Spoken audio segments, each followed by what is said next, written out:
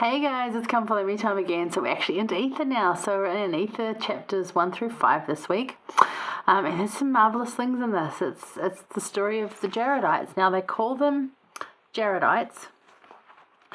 And it's in the book of Ether. And you're like, that doesn't make sense because, you have the story of Nephi in the book of Nephi. So anyway, Jaredites because Jared and his people were the ones that started it, which is what we're going to read about this week. At the end of the book, the plates end up with a guy called Ether who hands them on to Coriantum. And there's a connection in there, and he ends up connecting up with people earlier in the Book of Mormon. You can do that, and we'll talk about that when we get there. Right now we're just going to look at the beginning, but that's why it's the Book of Ether, because he writes it from when he does, but it's about the Jaredite people. So, and it's quite the civilization that comes with these people. But let's just look at some of the things again that apply to our lives, because that's what we do Come Follow Me for, is to look at the scriptures and how does it apply to us, and why is it so important to have it there, especially Book of Mormon. Why do we have it? What is it meant to teach us, right? So that's what we're going to do now. So, remember, Mormons compiling all of this, or compiled it. This is Moroni putting this part in. Moroni puts this part in, and you can see Moroni gives the validity of it by talking about the history of them. So for the first 33 verses, it's all family history. So it goes backward upwards. So you start reading about the last person. So this is back about the time of Genesis 11, if you want to line it up with Bible time. So it's way, way, way back. It said, and on this wise, and this is verse 6, do I give the account? He wrote this record was Ether. He that wrote this record was Ether, and he was a descendant of Coriantor. The Coriantor links up again in Omni 1:21. You'll be able to go back and say, oh, that's where that linked up. But we'll talk more about that later, I guess. But anyway, you might want to talk about that. You might want to deep dive that study, but there's a connection for you. So the story of the brother of Jared and Jared and his family starts in 33 and goes through to 43 in this chapter.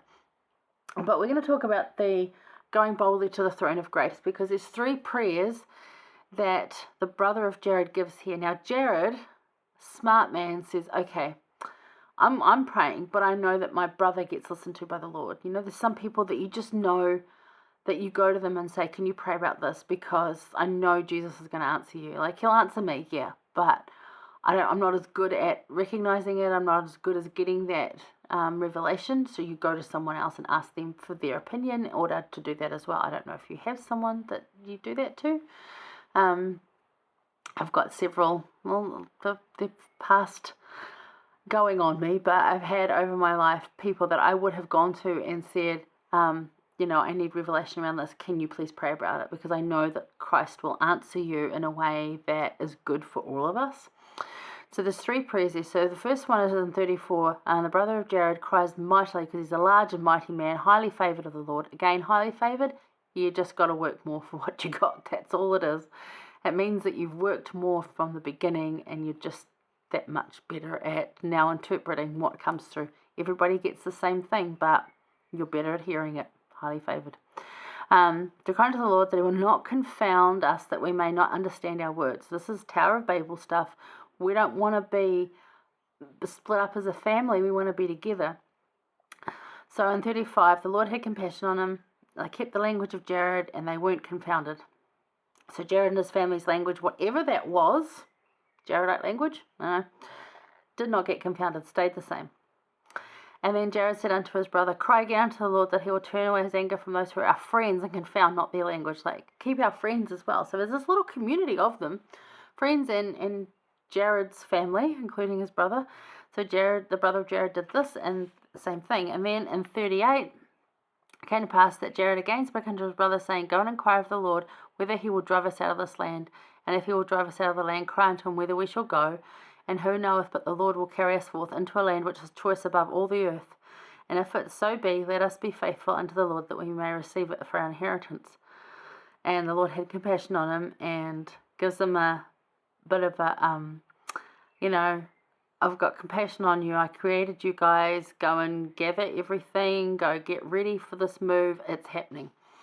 So they get what they need.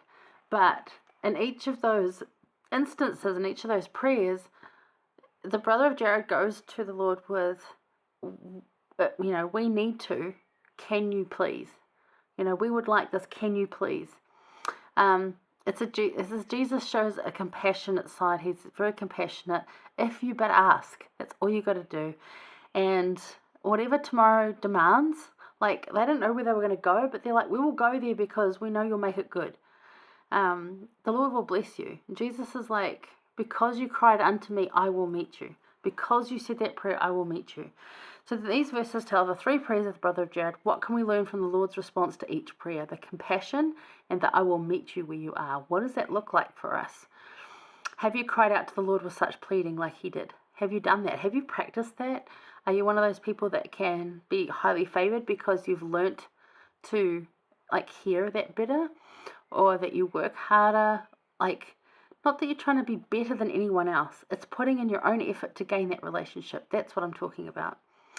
There are certainly people that are more righteously activity than I am. I probably still watch some TV I shouldn't be watching, probably, but it doesn't bother me. I like to have a good balance, and that's what's working for me. I'm not one of these people who can be super,